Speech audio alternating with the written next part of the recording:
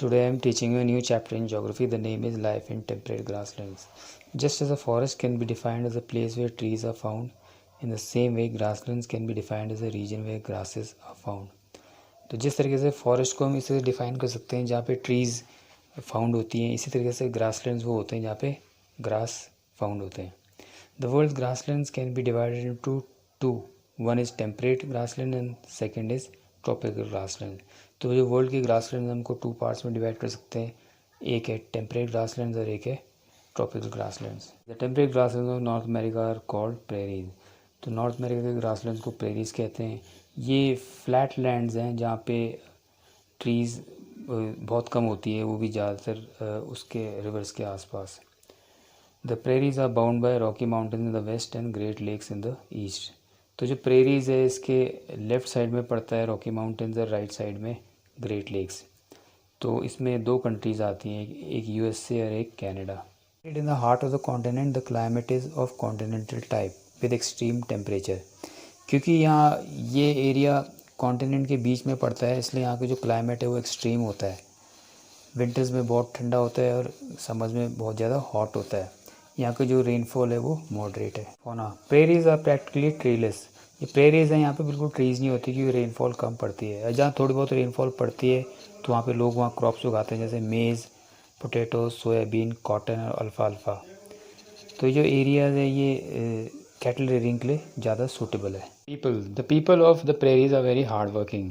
Prairies के जो लोग होते हैं बहुत हार्ड वर्किंग होते हैं. Scientific methods of cultivation and use of tractors and harvesters and combines has made north America surplus food producer. यहाँ फार्मिंग जो होती है वो साइंटिफिक मेथड से होती है. यहाँ पे ट्रैक्टर्स, हार्वेस्टर्स का यूज़ होता है. इस वजह से जो एरिया है यहाँ पे जो फूड प्रोडक्शन होता है वहाँ बहुत ज़्यादा होता है. Large mineral deposits particularly coal and iron are also found. तो इसके अलावा यहाँ मिनरल डिपोजिट्स भी मिलते हैं जैसे कोल और आयरन. इस वजह से यहाँ पे बहुत सारी इंडस्ट्रीज़ हैं. The temperate grasslands of South Africa are called velds. South Africa के ग्रासलैंड्स को कहते हैं वेल्ड्स. इसके ईस्टर्न साइड में ड्रेकन्सबर्ग माउंटेन्स और वेस्टर्न साइड में इसके Kalahari desert. The climate the velds have a mild climate due to influence of Indian Ocean. यहाँ का जो क्लाइमेट है वो मॉडरेट है क्योंकि इंडियन ओशन इसके आसपास है. The velds receive rainfall mainly in the summer months from November to February. तो यहाँ पे जो रेनफॉल होती है ज़्यादातर समर्स में होती है और यहाँ पे समर्स होते हैं November to February. The vegetation cover is sparse. तो यहाँ की जो वेजिटेशन है यहाँ बहुत कम होती है. ज़्यादातर यहाँ ग्रासेस होते हैं. तो एनिमल जो यहाँ पे मिलते हैं वो है lion, leopards and cheetah. Velds are known for cattle rearing and mining.